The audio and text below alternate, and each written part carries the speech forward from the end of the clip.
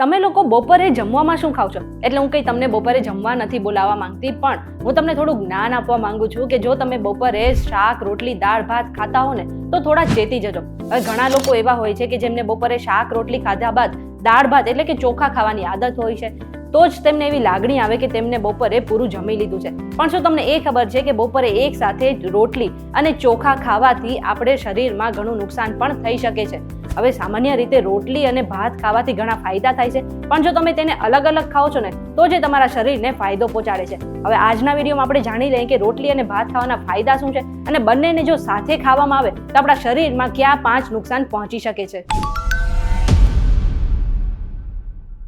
તમે આવી ગયા છો VTGujarati.com પર ને મારું નામ છે મેઘા. હવે રોટલી અને ભાત એક સાથે ખાવાથી ક્યાં નુકસાન થાય એ જાણતા પહેલા એક કામ કરો કે પ્લે સ્ટોર પર જઈને તમે મારી એપ્લિકેશન ડાઉનલોડ કરી લો.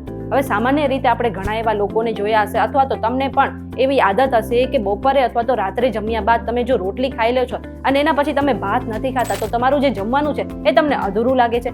પરંતુ ઘણા સ્વાસ્થ્ય નિષ્ણાંતો આવું કરવાની ના કહે છે. એમનું કહેવું છે કે રોટલી અને ભાત જે છે બંનેમાં અલગ અલગ પોષક તત્વો હોય છે, જે ગુણધર્મો હોય છે અલગ અલગ હોય છે અને બંનેને અલગ અલગ ખાવાથી આપણા શરીરને ઘણો ફાયદો થાય છે. પરંતુ જ્યારે તમે જમવામાં રોટલી અને ભાત એક સાથે ખાઓ છો ને ત્યારે એ તમારા શરીરને 5 નુકસાન પણ પહોંચાડી શકે છે. હવે આ બંને એક સાથે ખાવાથી ક્યાં 5 નુકસાન થાય છે એના વિશે નજર કરી લઈએ તો પહેલું છે જે તમારો વજન છે એ વધવા લાગશે. એટલે જો તમારો વજન વધારે છે અને તમે તેને ઘટાડવાનો પ્રયત્ન કરી રહ્યા છો તો તમારે બપોરે ક્યારેય પણ એક સાથે રોટલી અને ભાતનું સેવન ના કરવું જોઈએ. બપોરે જ નહીં, તમે રાત્રે જમવામાં પણ રોટલી અને ભાતનું એક સાથે ક્યારેય પણ સેવન ના કરવું જોઈએ. ઘણા સ્વાસ્થ્ય નિષ્ણાંતો એવું કહે છે કે જે રોટલી અને ભાતમાં કાર્બોહાઈડ્રેટ જે છે એ સમૃદ્ધ હોય છે અને આને જ કારણે કેલરી પણ વધી જતી હોય છે અને આ બંનેને જ કારણે જે તમારો વજન છે એ પણ વધવા લાગતો હોય છે. એટલા માટે જો તમને રોટલી અને ભાત એક સાથે ખાવાની આદત છે તો તેને આજથી જ બંધ કરી નાખજો, નહીં તો તમારો જે વજન છે એ ક્યારેય પણ નહીં ઘટે. હવે બીજું નુકસાન એ છે કે તમારા શરીરમાં જે શુગર છે તેનું લેવલ વધી શકે છે.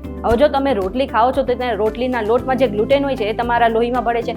એટલું જ નહીં, જો તમે જમવામાં સાથે ચોખા પણ ખાઓ છો, ભાત પણ ખાઓ છો તો તેમાં રહેલું જે સ્ટાર્ચ છે એ પણ તમારા લોહીમાં ભળી જાય છે. હવે આ બંને વસ્તુઓ એક સાથે લોહીમાં ભળવાને કારણે તમારા શરીરમાં જે બ્લડ શુગર છે એ વધી શકે છે અને આને જ કારણે તમને ડાયાબિટીસ પણ થઈ શકે છે. એટલા માટે આપણે જમવામાં ક્યારેય પણ રોટલી અને ભાત એક સાથે ન ખાવું જોઈએ. ત્રીજું છે નબળી પાચન શક્તિ. હવે એવું કહેવાય છે કે જો તમે બપોરે અથવા રાત્રે જમવામાં રોટલી એ બાદ પછી તમે ચોખા ખાઈ લો છો એટલે કે ભાત ખાઈ લો છો તો તમારી જે પાચન શક્તિ છે એ નબળી પડી જાય છે અને આને જ કારણે તમને આગળ જતા ગેસ જેવી સમસ્યા પણ થઈ શકે છે અને જે ખોરાક છે એને પચાવવામાં ઘણો સમય લાગી શકે છે. અને આને જ કારણે જે ચોથું નુકસાન છે એ છે કે તમને પેટમાં દુખાવો થવા લાગે છે. હવે જ્યારે પણ તમને વારંવાર 1-2 દિવસે પેટમાં દુખાવાની સમસ્યા થતી હોય ને તો તમારે એક વખત જે તમારી થાળી છે તેની તરફ નજર કરી લેવી જોઈએ. એવું બની શકે છે કે તમે રોટલી અને ભાત એક સાથે ખાઓ છો એને જ કારણે તમને પેટમાં દુખાવાની સમસ્યા જે છે વધી શકે છે. એટલે ક્યારેય પણ તમને જો નબળી પાચન શક્તિ છે અથવા તો પેટમાં દુખાવો છે તો તમારે બપોરે કે રાત્રે જમવામાં જે રોટલી અને ભાત છે સાથે ન ખાવા જોઈએ. અને છેલ્લી સમસ્યા છે ઊંઘની સમસ્યા. હવે જો તમને રાત્રે તુરંત જ ઊંઘ નથી આવી જતી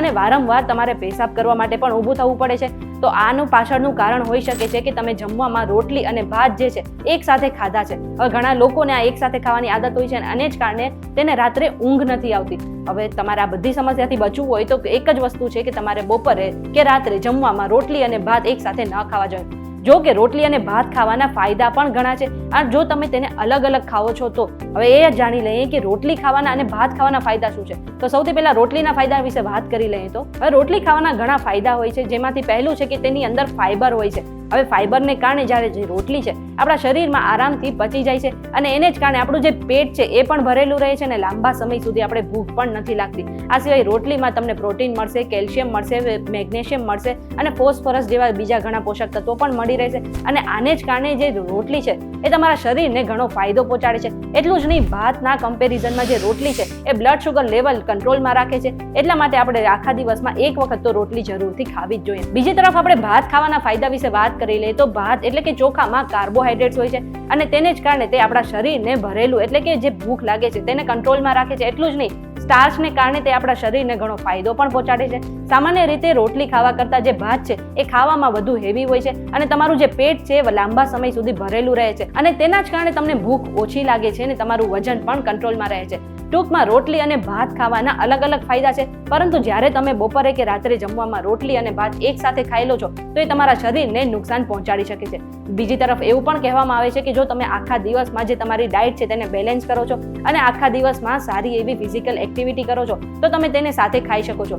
જો કે તમારે એવું ના કરવું જોઈએ. જો તમને રોટલી અને ભાત વિના નથી ચાલતું તો તમારે પહેલા જમવામાં રોટલી ખાઈ લેવી જોઈએ અને થોડા કલાકો બાદ એટલે કે અડધો 1 કલાક બાદ તમે ભાત જે છે એ ખાઈ શકો છો. આને કારણે તમારા શરીરને પૂરતા પ્રમાણમાં ફાયદો પણ મળી રહેશે અને તમારા શરીરમાં બીજું કોઈ નુકસાન પણ નહીં થાય. આ બધી જ માહિતી અમે રિસર્ચ દ્વારા એકઠી કરી છે અને કોઈ પણ સ્વાસ્થ્ય સંબંધિત સલાહ માટે તમારે ડોક્ટર પાસે ચોક્કસથી જવું જોઈએ. આ વિડીયો તમને કેવો લાગ્યો કમેન્ટ કરીને જરૂરથી જણાવી દેજો અને આવા જ વિડીયોઝ માટે અમારી ચેનલ VTV Gujarati.com સાથે જોડાયેલા રહેજો.